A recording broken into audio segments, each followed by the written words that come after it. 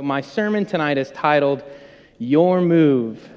God is ready, are you?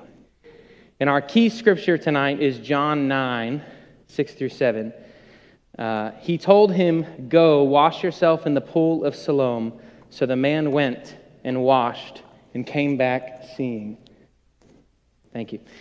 Okay, we love miracles. See, I got to pick the songs every time. You know you love it. We love miracles. Healing, breakthrough, provision, restoration. But here's the truth we don't always talk about. Sometimes the miracle is waiting on the other side of your obedience. In the Bible, Jesus often performed miracles, but he didn't always do them with the snap of his fingers. Many times he asked people to do something first. And tonight I want to show you how a move of God often requires a move from us.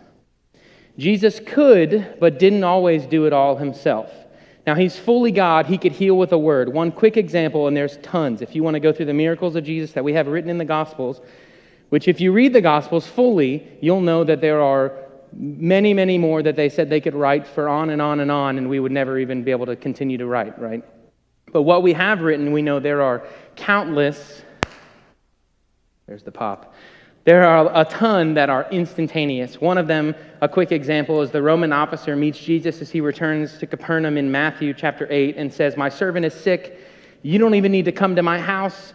Just say the word and he'll be healed. Just as I command my soldiers, I know you can command. And then Jesus said in Matthew 8:13, Jesus said to the Roman officer, Go back home because you believed it has happened. And the young servant was healed at that same hour. So that is an instantaneous moment, right? But sometimes he involved the person receiving the miracle. Now, why? Sometimes maybe it was to test their faith. Maybe it was to invite them into partnership or to show them obedience matters. So our key verse, John 9, 6 through 7. Then he spit on the ground, made mud with the saliva, and spread the mud over the blind man's eyes. He told him, Go wash yourself in the pool of Siloam.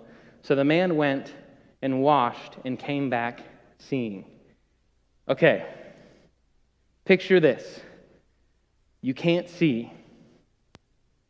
Jesus, who you know is a healer, comes to town, and you have heard of a boy being brought back to life outside of Galilee in the city of Nain, in the town of Nain, and all Jesus did was touch the coffin, and the boy came back to life. And Jesus is going to heal your eyes, and so you're here you go. You're like, this is my moment with Jesus. And you hear, and you're like, hang on a minute, what's going on? I thought it was just going to be, boom, healed, you know? And then a little stuff in the ground goes on, and then you feel the mud over your eyes. Now, I don't know why Jesus required this man to do this. We don't know what happened in his personal life. Now, if we read all of of John 9, which I encourage you to read, this whole chapter is on this miracle and what transpires with the Pharisees after. And beforehand, when his disciples, the first time they see this guy, they say, well, his family must have been sinners, and that's why he's blind. And Jesus said, well, he's blind so that we can show God's power right now. And so he said, let's heal him with urgency, quickly, depending on the translation you read. And so then he does this, right? And then he tells him, after he puts the mud on his eyes, it's not over. He tells him, go, wash yourself in the pool of Siloam. So now he's blind. Now he has to find an escort to go to the pool. And he has to trust Jesus. Now he knows, he's heard about who Jesus is, but he still has to trust that if he goes there, what Jesus said will happen. So he goes, he washes, he's healed. And then later in the chapter, the Pharisees are interrogating him and saying, how did you, he's a sinner, he can't heal you. And the guy's like, hello, I can see. What? You're telling me he can't heal me? I'm telling you it's from God. A sinner can't do what he did. And he argues with the Pharisees. Read the whole chapter. It's a cool chapter. Not what we're getting on, but so the man wasn't healed when the mud touched his eyes. He was healed after he obeyed, even though the instructions were odd. Let's look at, I think it's 6 more times when Jesus required something first. The first one, the 10 lepers. Luke chapter 17, 11 through 14. As Jesus continued on toward Jerusalem, he reached the border between Galilee and Samaria. He entered a village there. 10 men with leprosy stood at a distance, crying out, "Jesus, Master, have mercy on us." He looked at them and said, "Go, show yourselves to the priests." And as they went, they were cleansed of their leprosy. As they went. So this is another verb, right? So this is not he's standing before them and says, "You're healed." This is, "Go, show yourselves." So they're standing before Jesus saying, "Lord, heal us." And he says, "Go, show yourself." So they have to trust when they turn and they leave. Now, if you keep reading, we know only one went back and he was thankful for the one and admonished the others. But still, the others still stepped out in faith and walked towards where they had to go, and that's when they received their healing. Now, we don't know what it looked like. Was it instantaneous when they started walking away? Were they healed right away? Or as they walked, was it gradual? We'll get to find out when we go to heaven, and that's questions I got. But what we do know is it was as they went. The miracle happened while they were walking in obedience. Sometimes the miracle doesn't happen when you ask for it. It happens when you move. Number 2, the man with the deformed hand. Mark chapter 3, 1 through 5. This is a tough one. I'll tell you why after we read it. Mark chapter 3, 1 through 5. Jesus went into the synagogue again and noticed a man with a deformed hand. Since it was the Sabbath, Jesus' enemies watched him closely. If he healed the man's hand, they planned to accuse him of working on the Sabbath. Jesus said to the man with the deformed hand, "Come and stand in front of everyone."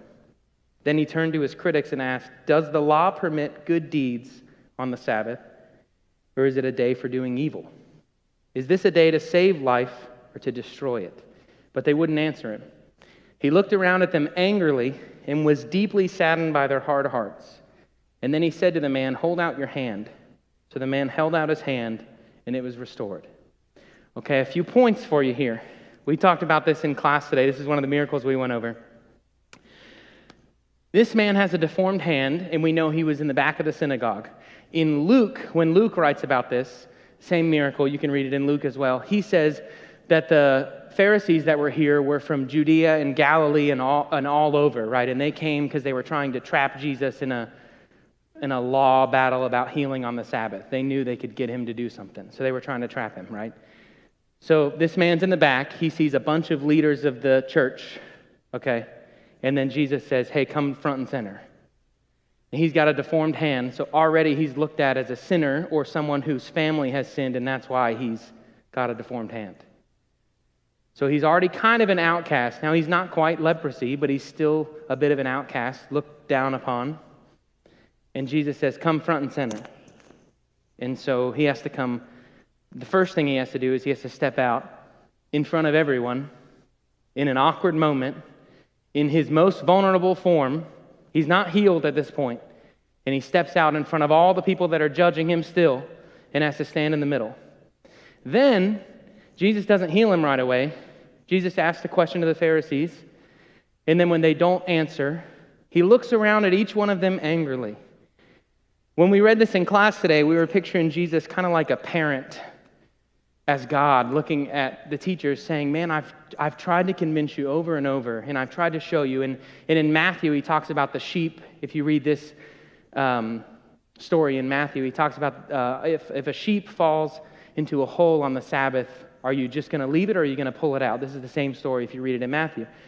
And so when he's talking to them, obviously Jesus is saying, "Come on, this is common sense. If I'm God, it's my job to heal the sheep. It's my job. As a shepherd, I'm supposed to take care of the sheep." And they don't get it. So he turns and looks at each one of them in the eye. Now, you're the guy that is the outcast standing in the middle of all these people that are supposed to be above you in the church, and you're standing there, and the guy next to you, Jesus, is looking down all these people, and you're just like, "I don't know what I'm doing here." I feel awkward. I hope something's going to happen. But you're standing there. And then the miracle happens, right? Jesus says, "Stretch out your hand." He can't. His hand's deformed. He has to reach out in faith. So not only does he have to expose the arm as it was, if you've seen The Chosen, they do a really cool job of demonstrating this. We don't know how it looks, but I think their rendition of this is really interesting. If you want to YouTube just this clip, I encourage you to do it. Because the man reaches out his arm, and as he reaches it out, as he tries to extend it, that's when the healing takes place, and he gets to reach his arm out all the way. And we don't know what it actually looked like. Another question we'll get to have answered. But we know that this man followed the direction of Jesus. When Jesus said, reach out your arm, he extended out his arm. Here's what the scripture says. Hold out your hand. So the man held out his hand, and it was restored. He could have said, I can't, or I'm too shy, or too embarrassed. Instead, he stretched it out, and healing came.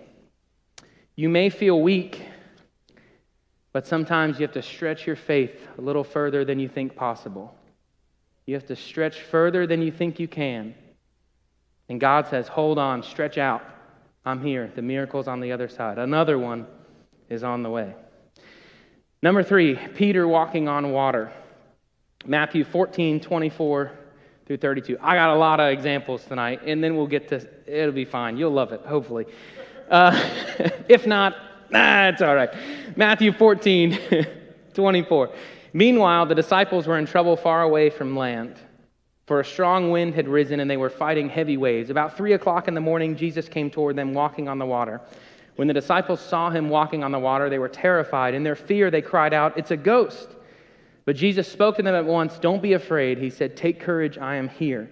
Then Peter called to him, "Lord, if it is really you, tell me to come to you walking on the water." "Yes, come," Jesus said. So Peter went over the side of the boat and walked on the water towards Jesus. But when he saw the strong wind and waves, he was terrified and began to sink.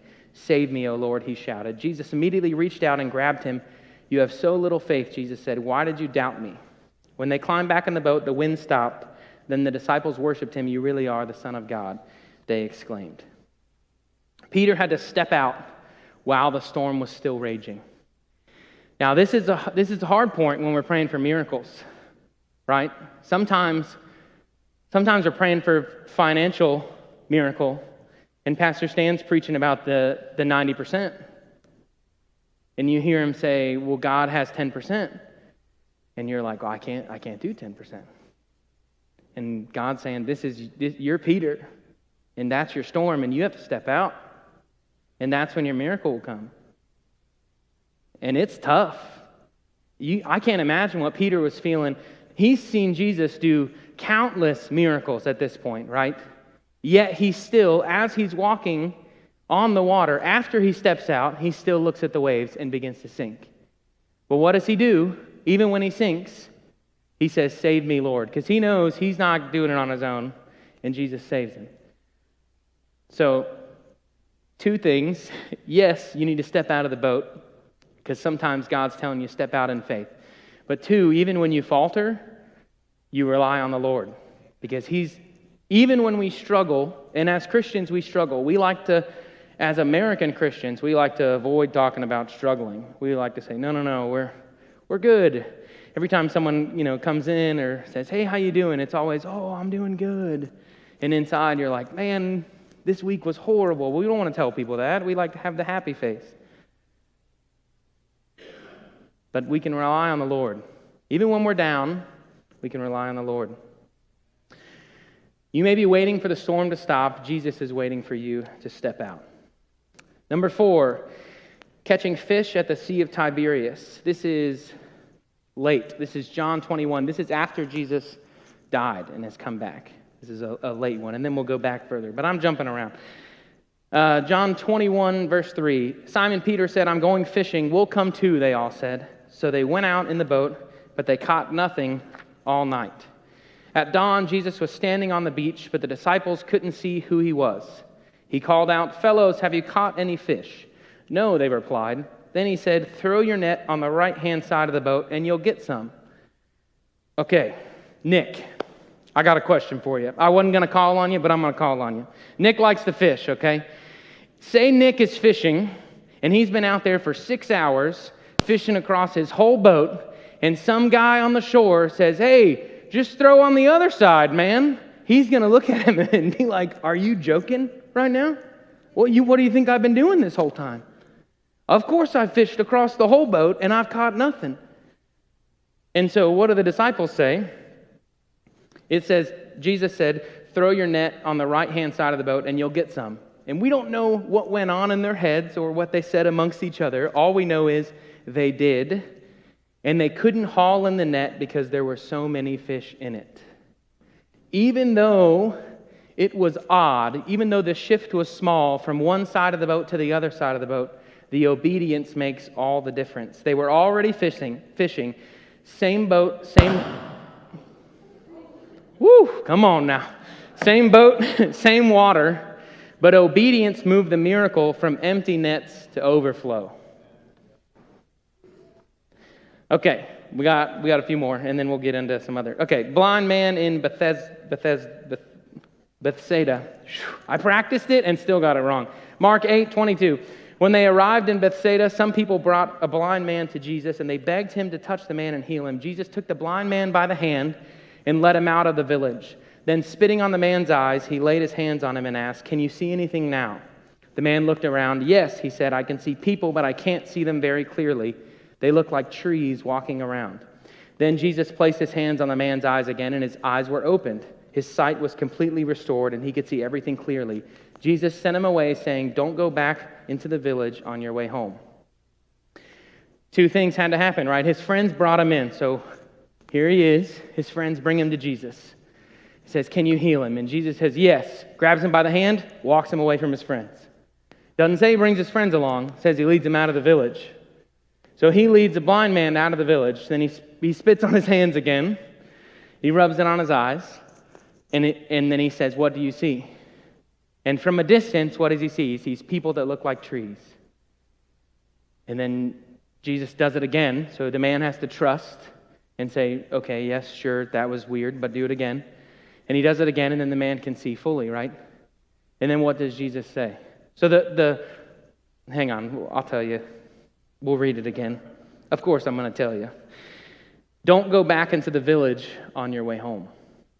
The man had to leave his familiar environment. Sometimes Jesus may need to lead you out of what blinded you before he restores what you lost. Sometimes you're trapped here praying for financial freedom, and you're still spending money in a hole because you've been blinded by your own not wanting to budget, or your own sin even can trap you, and you don't see it. And you need to be led away so that you can see clearly what's going on. We can't fix it, but it's all right. So that you can see clearly what's going on. Okay, we'll be quicker, right? The official sixth son, John 4:46. As he traveled, should I just yell? As he traveled through Galilee, he came to Cana, where he had turned the water into wine. There was a government official nearby in Capernaum whose son was very sick. When he heard that Jesus had come from Judea to Galilee, he went and begged Jesus to come to Capernaum to heal his son who was about to die. Jesus asked, "Will you never believe in me unless you see miraculous signs and wonders?" The official pleaded, "Lord, please come before my little boy dies." Then Jesus told him, "Go back home, your son will live." And the man believed what Jesus said and started home. While the man was on his way home, some of his servants met him with the news that his son was alive and well. He asked when the boy had begun to get better, and they replied, "Yesterday afternoon at 1 o'clock, his fever suddenly disappeared." Then the father realized that was at the very time Jesus told him, "Your son will live," and he and his entire household believed in Jesus. He didn't get to see the miracle right away. Sometimes we're praying for something like a prodigal to come home, and we don't get to see it right away because we're on the outside, and there's a lot of hurt there, and there's a lot of pain there, and they may not call because that forgiveness is going to take some work with the Lord. But he's working on them. And we may not see what's happening on that side because of the hurt that's on that side. And when we reach out, it may be one-sided. But we step out in faith, and we keep praying, and we keep moving, and we walk in faith. Sometimes the answer hasn't shown up yet, but the word from Jesus is all you need. If he's made the promise, that's all you need. Okay, let's get into the truth about obedience and miracles. We're approaching the end here. Number one, you bring the yes, and God brings the impossible. John 9:6-7, our key verse. Then he spit on the ground, made mud with the saliva, and spread the mud over the blind man's eyes. He told him, "Go wash yourself in the pool of Siloam." So the man went and washed and came back seeing. The man born blind would have stayed blind if he hadn't walked to the pool. He said yes, and God did the impossible.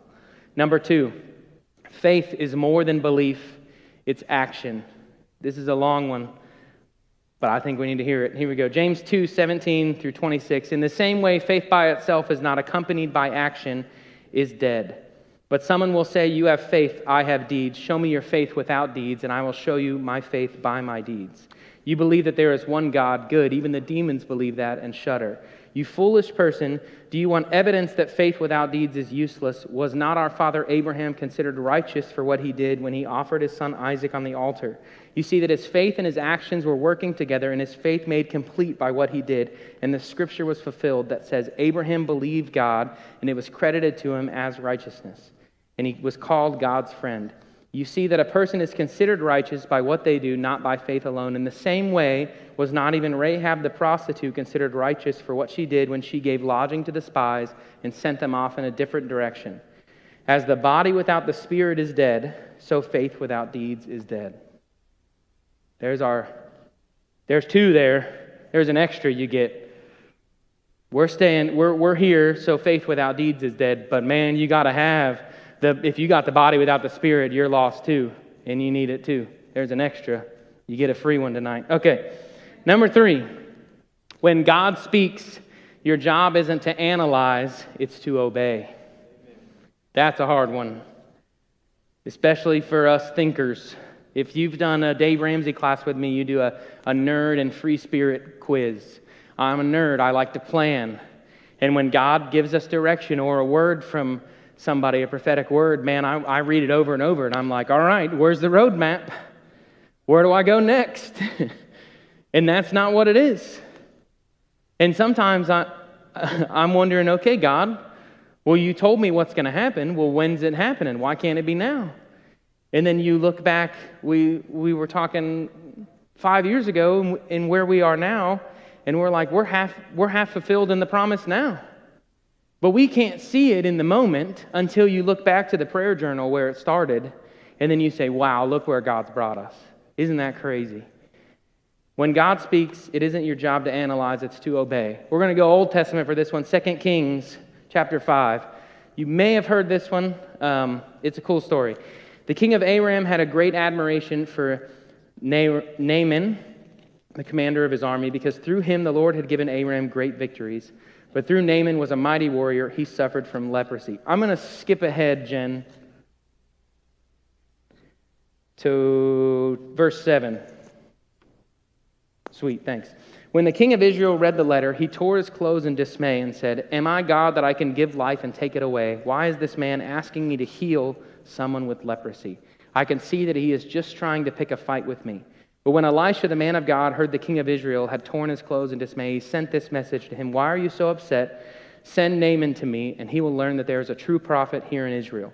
So Naaman went with his horses and chariots and waited at the door of Elisha's house. But Elisha sent a messenger out with this message, Go and wash yourself 7 times in the Jordan River. Then your skin will be restored, and you will be healed of your leprosy. But Naaman became angry and stalked away. I thought he would certainly come out to meet me, he said. I expected him to wave his hand over the leprosy and call on the name of the Lord, his God, and heal me.